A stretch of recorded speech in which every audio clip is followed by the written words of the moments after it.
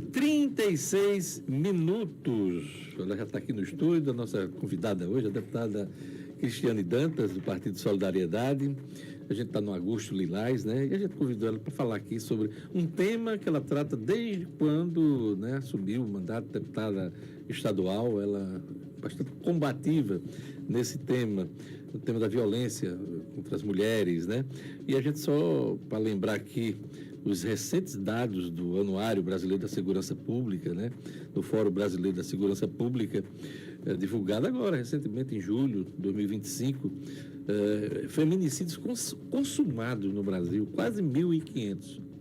1.492 casos consumados, o que equivale a 4 mulheres mortas por dia por esse motivo, né, de crime.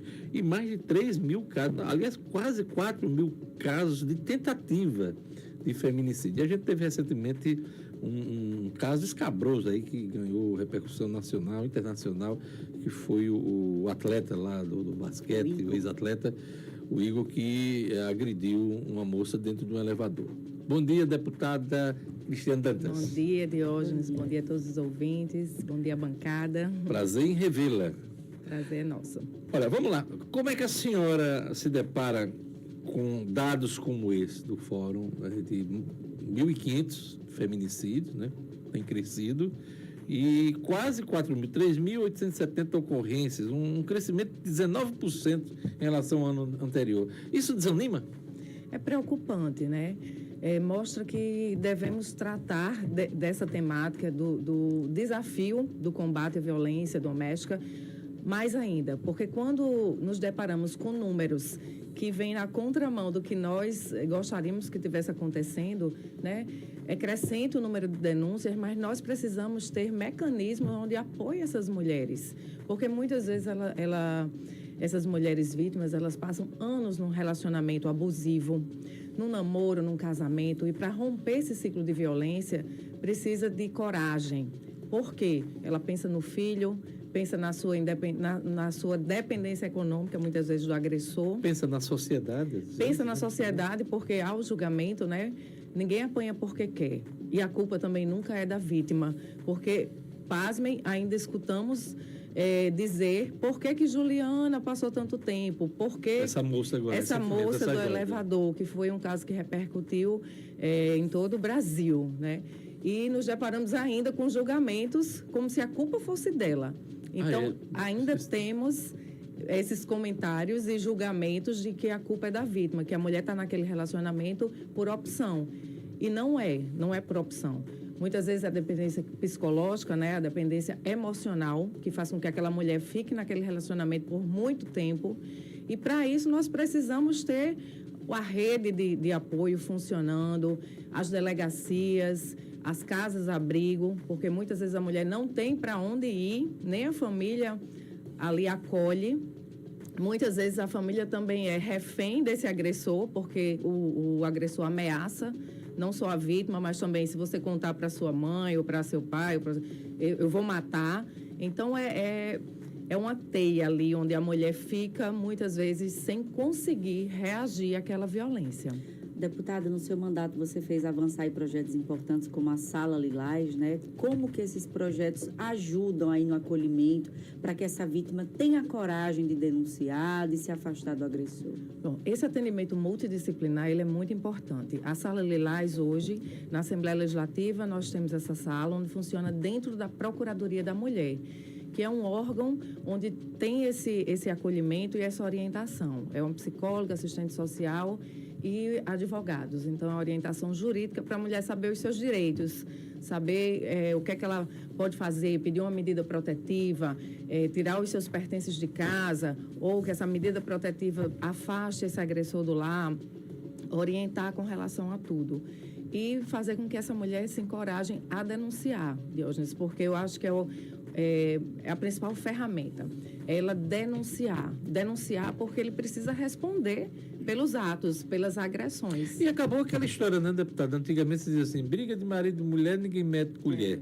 Hoje em dia, pelo contrário, se as pessoas, um vizinho, um familiar, se deparam com uma situação como essa, elas têm que também denunciar, né? Tem o dever, né? Tem o dever de evitar um feminicídio, uma tentativa de feminicídio, como assim aconteceu novamente o caso de Juliana, que foi, as câmeras estavam gravando, o porteiro viu, uma vizinha também foi lá relatar o que estava acontecendo e rapidamente esse porteiro chamou a polícia. Então isso realmente salvou a vida daquela Pedro, menina. só para aproveitar o gancho que a deputada deu, teve o caso da Juliana aqui em Natal, dentro de um elevador e tal, e na mesma semana, uma semana depois, teve um caso muito parecido em Brasília, Isso. que um empresário agrediu lá, dentro do elevador, deu soco, cotovelada e tal. O que me chamou a atenção é que o caso aqui do Rio Grande do Norte foi tratado como tentativa de feminicídio. A delegada, inclusive, que tratou do caso. E lá em Brasília foi tratado como só agressão. Agressão à vítima, inclusive, de acordo com a lei Maria da Penha. Então, 2 tratamentos. Só que lá teve um delegado. Exige também a interpretação de quem investiga casos como esse. Como é que vocês, na Assembleia Legislativa, a senhora que estuda o tema, acompanha esse tipo de coisa? É mais fácil conduzir esses processos quando a delegada é uma mulher, tem o olhar de uma mulher, a sensibilidade da mulher nessas questões? Eu acredito que sim. É tanto que é importante quando o atendimento é feito por mulheres nas delegacias, nos serviços de atendimento, como na Procuradoria da Mulher, nós primamos também para que ali aquele acolhimento seja feito por mulheres. Mas, assim, temos homens também, temos delegados também com sensibilidade. Isso Sim, claro. não podemos generalizar. E separar isso. Não, né? Pois é. Temos, enfim, juízes, né? Juízas, que às vezes o resultado não é o esperado de uma juíza e um juiz, sim. Então, não podemos colocar todos juntos. Mas o fato que aconteceu com Juliana aqui, infelizmente, não é um caso isolado e nem é um caso que acontece esporadicamente. Todos os dias nós temos mulheres com tentativas de feminicídio tão graves quanto foi o de Juliana. Foi impactante porque foram 61 socos. Ele queria matá-la. De fato. Por isso foi uma tentativa de feminicídio. E o que é que antecedeu isso? Vários tipos de violência, como ela veio a relatar. A violência patrimonial. Ele já tinha quebrado 2 celulares dela e no dia jogou o celular dela na piscina. Tinha feito ameaças de morte. Tinha feito ameaças. Enfim, ela mesma falou que vinha sofrendo ameaças. E segundo o relato dela, ela não saiu do elevador porque se ela saísse, ele ia matá-la. Ia ter registro, né? Ela chegou a fazer esse relato. Que fez parte da defesa dela permanecer dentro do elevador. Mesmo assim, sofreu a agressão que sofreu. Exatamente. Né? Então, desculpa, não são casos isolados. Inclusive, caso semelhante aconteceu em São Paulo, também dentro de um elevador. Um lutador um fisiculturista com a namorada médica, também socos que danificou o rosto dela, semelhante ao caso de Juliana, quebrou todo um lado do rosto. Então, infelizmente, não são casos isolados. Deputada, hoje já existe a Sala Lilás aqui na Assembleia. Existe a intenção de vocês de levarem isso a outros municípios também? Sim. O nosso projeto é a interiorização dessas salas, dessas procuradorias, para que cada Câmara Municipal tenha a sua Procuradoria da Mulher. É uma rede de atendimento, faz parte da rede de apoio, porque a Sala Lilás é justamente para que a mulher em cada município possa ir à Câmara Municipal, ter um atendimento mais sensível, diferenciado e as orientações, porque muitas vezes, por ser no interior, tem vergonha de ir na delegacia. Tem um obstáculo sempre, né? Porque existe a revitimização, ela conta aquela história várias vezes e, no entanto, ali na Procuradoria, nós temos esse cuidado de estar ali tentando resolver o máximo possível, encaminhando uma medida protetiva, fazendo a solicitação, fazendo o boletim eletrônico para que ela não precise ir à delegacia, né, através do BO virtual. Então, são alguns cuidados que nós queremos expandir para todos os municípios. Inclusive, agora no dia 18, a próxima segunda-feira, vamos estar fazendo o encontro dessas procuradorias municipais. 32 municípios já têm a procuradoria, já estão com um projeto de resolução aprovado para a implantação dessa procuradoria e outros mais estão fazendo essa apresentação do projeto para que possa, em breve, ter. Deputada, a Lei Maria da Penha está completando, no ano que vem, 20 anos. E a do feminicídio está completando, esse ano, 10 anos.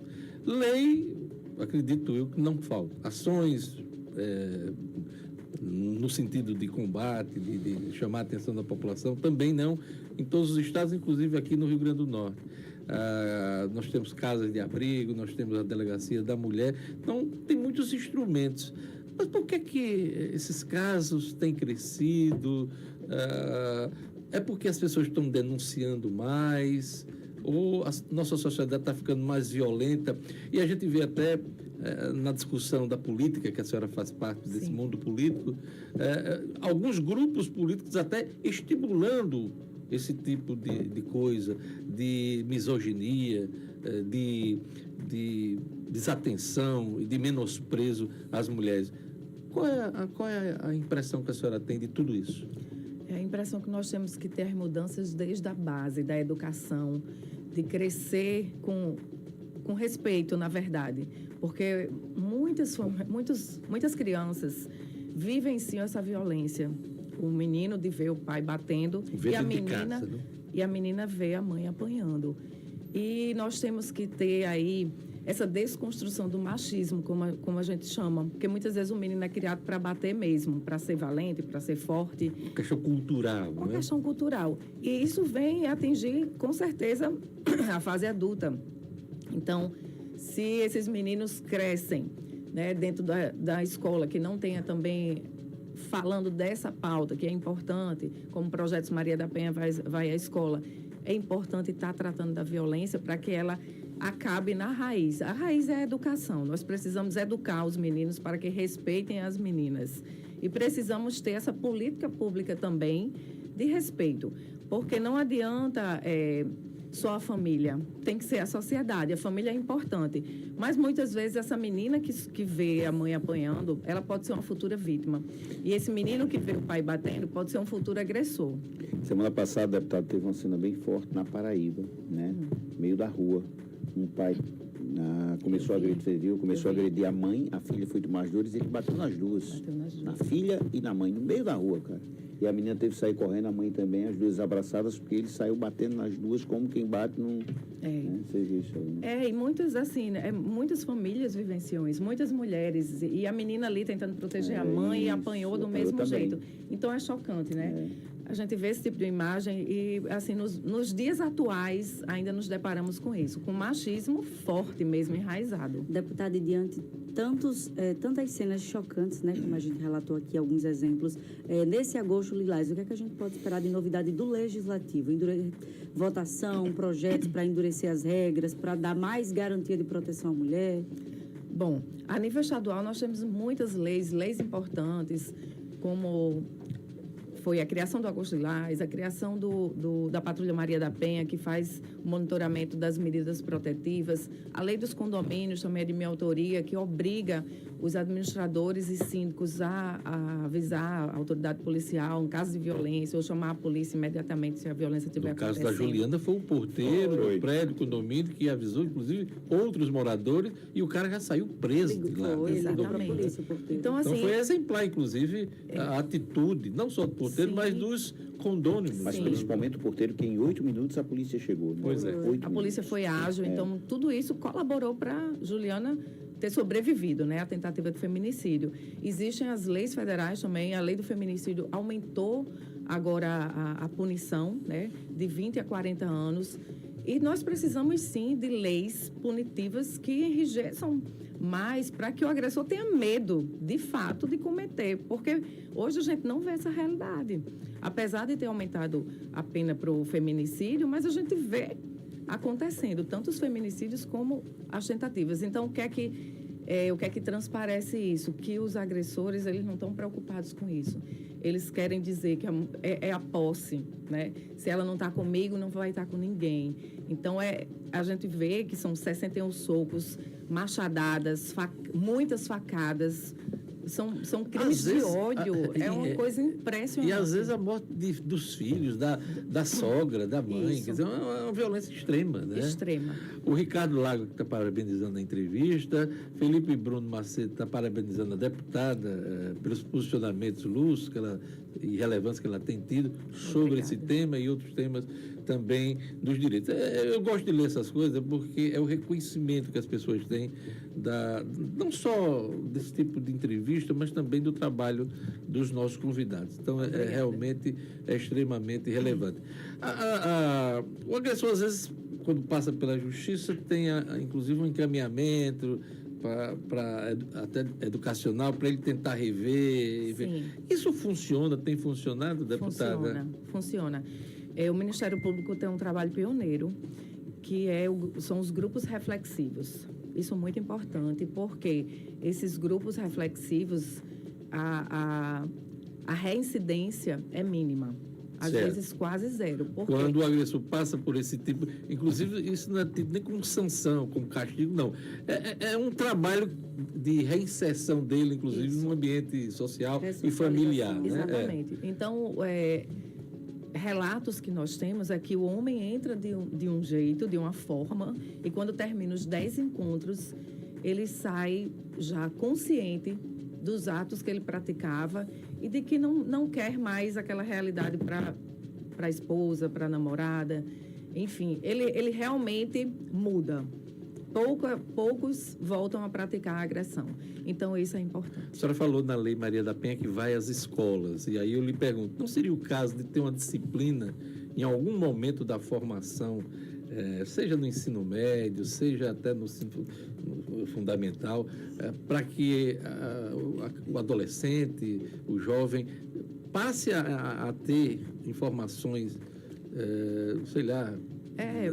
mais precisas de especialistas nesse assunto? É verdade. Já pensaram nisso, não? Sim. De colocar no currículo das escolas? Nós temos, às vezes, alguma resistência, porque aumenta a grade curricular, muitas vezes carga horária, vem aí a somar mais Mas é um tema relevantíssimo. É um tema necessário, né? Às vezes nós nos deparamos com projetos que acontecem nas escolas, mas, de fato, tem que ser no dia a dia, né? Tanto para as crianças, já para ir visualizando, quanto aos adolescentes, porque muitos adolescentes já começam esse relacionamento abusivo, a proibir as namoradas de ter amigas, de usar roupa curta, de ir para festa sozinha, celular, incrível. Tantas outras coisas. Então, na adolescência, eu não digo nem na adolescência, na pré-adolescência já começam esses comportamentos. E vocês estão acompanhando o impacto disso nas redes sociais? Vocês têm estudado, acompanhado especialistas, como esse tema tem se tratado na internet, nas redes sociais da vida? É preocupante, né? Porque a internet hoje, ela é um problema na vida de muitas famílias. Não só com relação à violência, terra sem lei, né, Cristiane? Está uma terra sem lei. Eu acho que depois dessa pandemia que nós passamos, né? Essa coisa foi potencializada, né? Veio à tona essa dependência tecnológica. E que vários psicólogos falam que é a epidemia agora atual. É tirar esses adolescentes das redes sociais, tirar esses adolescentes dessa dependência, e é uma dependência preocupante, porque trazem danos para a vida, né, psicológicos, danos que são imensuráveis. Então, a gente precisa realmente pensar em formas de trazer esse jovem para a sociedade, sem ser através, né, das redes sociais, e que tenha consciência de respeito, de socialização, de tantas temáticas que devem ser tratadas, não só na escola, mas na família também. É isso aí. O Sidney Santos também está parabenizando a deputada, reconhecendo aqui a importância de entrevistas como essa aqui. Valeu, Sidney. Eu queria mandar um abraço para o nosso querido Fábio Dantas, um abraço para ele e tal. Faz tempo que eu não entrevisto o Fábio, né? Grande político.